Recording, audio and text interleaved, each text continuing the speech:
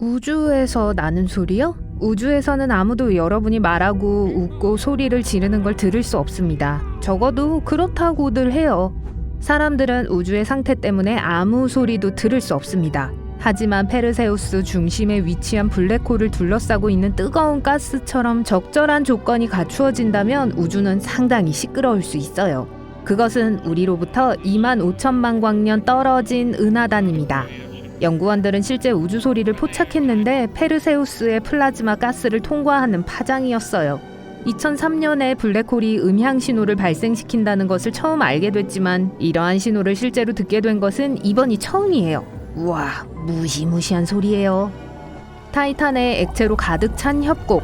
거의 10년 전 나사의 우주선은 토성의 위성 중 하나인 타이탄에서 깊은 협곡을 발견했습니다. 폭은 약 0.8km 정도고 그랜드 캐니언처럼 보여요. 하지만 협곡은 액체 탄화수소로 가득 차 있습니다. 타이탄의 액체로 가득 찬 협곡과 수로의 증거를 발견한 건 이번이 처음이었어요. 우리의 태양계는 행성과 같은 방식으로 태양을 도는 작은 입자와 더 큰 암석으로 가득 차 있습니다. 때때로 그중 일부는 궤도를 바꾸기도 하는데 그래서 떨어지는 파편 조각들이 행성을 강타하는 거예요. 대부분의 운석과 해성은 우리 태양계에서 기원합니다. 어떤 운석은 목성과 화성 사이의 소행성대에서 유래하고 또 다른 운석은 해왕성 궤도 너머에 위치한 카이퍼 벨트에서 유래합니다. 하지만 5년 전 과학자들은 특이한 걸 발견했어요. 오umuamua라고 불리는 붉고 길쭉한 떠다니는 우주 암석이었죠. 길이가 1000m 이상이에요. 하지만 가장 인상적인 부분은 그 크기가 아니었어요. 그건 태양계를 통과하는 걸 우리가 목격한 첫 번째 성간물체였습니다. 그것이 태양계 밖에서 형성된 후에 왔다는 걸 의미하죠. 우리 태양계의 소행성이나 해성보다 훨씬 빠르게 움직이고 있었어요. 아무도 이 이상한 물체가 어디서 왔는지 모릅니다. 수년 전 그것이 여행을 시작하고 모 행성계를 떠나 항해했을 때 별들은 오늘날과 같은 위치에 있지 않았기 때문에 오umuamua가 어디에서 도망쳤는지 정확히 알아내는 건 어려워요. 수십억 년 동안 여행했을 수도 있습니다. 태양 종료 이벤트. 태양은 단지 하늘에 떠 있는 불타는 가스 덩어리가 아니에요. 태양은 사실 우리 행성보다 500배나 더 큰 플라즈마 분수, 자기장, 특이한 물질들의 덩어리들로 이루어진 꽤 복잡한 네트워크입니다. 그리고 태양 종료 사건이 일어납니다. 태양의 활동은 최저점과 최고점의 자연적인 순환을 거쳐요. 대략 11년마다 태양이 과정의 다른 기간보다 더 활동적인 때가 오죠. 주기가 끝에 가까워질수록 배출량과 흑점이 줄어듭니다. 그것은 그 지점에서 자기장이 약해지고 태양의 적도를 따라 충돌하기 때문이에요. 이것은 플라즈마의 거대한 쓰나미를 초래합니다. 그것들은 몇 주 동안 태양 표면을 통과해요. 이것은 우리 태양계에서 가장 강력한 폭풍입니다. 뒤틀리고 부러지고 우주로 날아가고 우리의 전력망에 심각한 영향을 미칩니다. 태양 폭풍이 시작될 때 태양에서 강한 자기장선에 가까운 큰 반점이 형성되기 시작합니다. 보통 그때 순환이 처음부터 다시 시작되죠. 아무도 그것들이 왜 형성되는지 정확히 알지 못합니다. 또한 우리는 이런 일이 주기가 끝날 때만 발생하는지 확신할 수도 없어요. 이것에 대해 더 많이 알게 되면 맹렬한 태양 폭풍에 더 잘 대비할 수 있어요. 화성의 쓰나미. 2번의 거대한 쓰나미 때문에 화성 표면 아래에 해안선이 형성된 것으로 보입니다. 화성에는 아마도 태양계 전체에서 가장 긴 산사태 같은 게 있을 거예요. 바위들은 아마도 수십억 년 전에 산 아래로 굴러 떨어졌을 겁니다.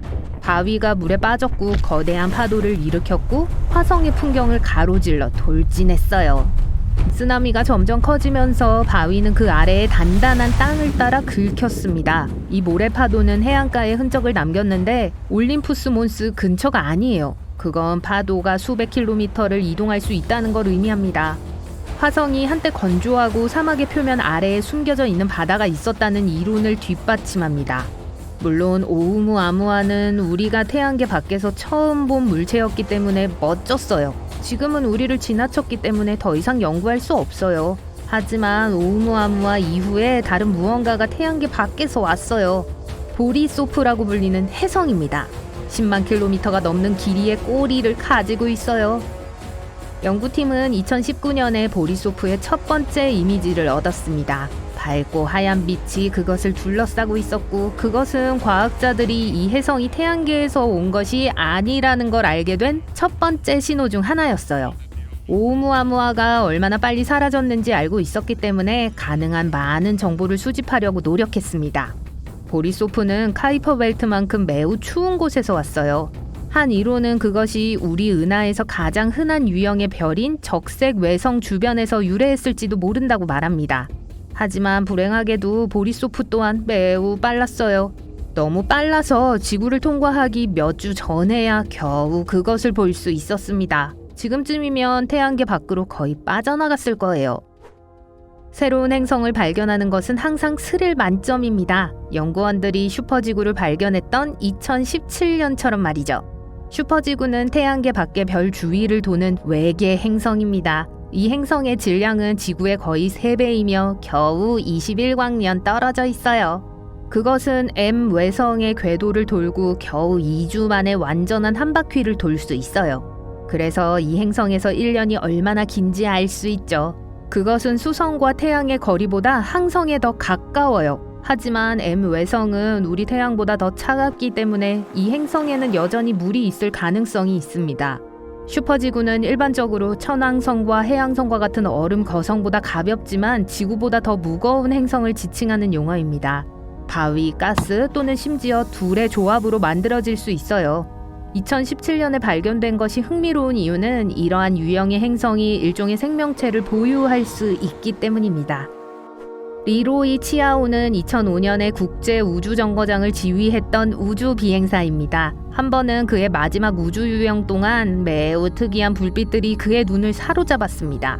근처에서 5개의 불빛이 날아가는 것처럼 보였어요. 한 개의 빛이 조금 더 앞에 있었기 때문에 피라미드 모양이었어요. 치아오는 즉시 함께 우주유영을 하던 승무원을 불렀어요. 그는 동료에게 날아가는 물체를 보았는지 물었지만 그는 보지 못했습니다. 연구원들은 이 이야기에 흥미를 느껴 치아오가 본 것이 맞는지 확인하기 위해 위성 사진을 조사했어요. 가능성 중 하나는 치아오가 남미 해안에 있는 어선을 봤다는 거였어요.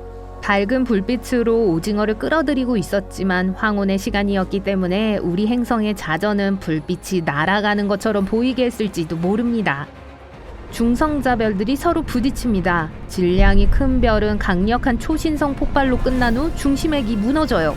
그러면 그것은 중성자별이라고 불리는 우리가 우주에서 알고 있는 가장 밀도가 높은 형태의 물질을 형성합니다.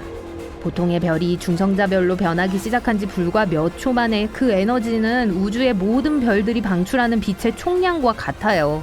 적어도 우리가 관찰할 수 있는 부분에서요. 여전히 많은 양이죠. 실제 크기를 결정하는 것은 어렵지만 태양 질량의 1.5배인 맨해튼 길이의 크기를 상상해보세요.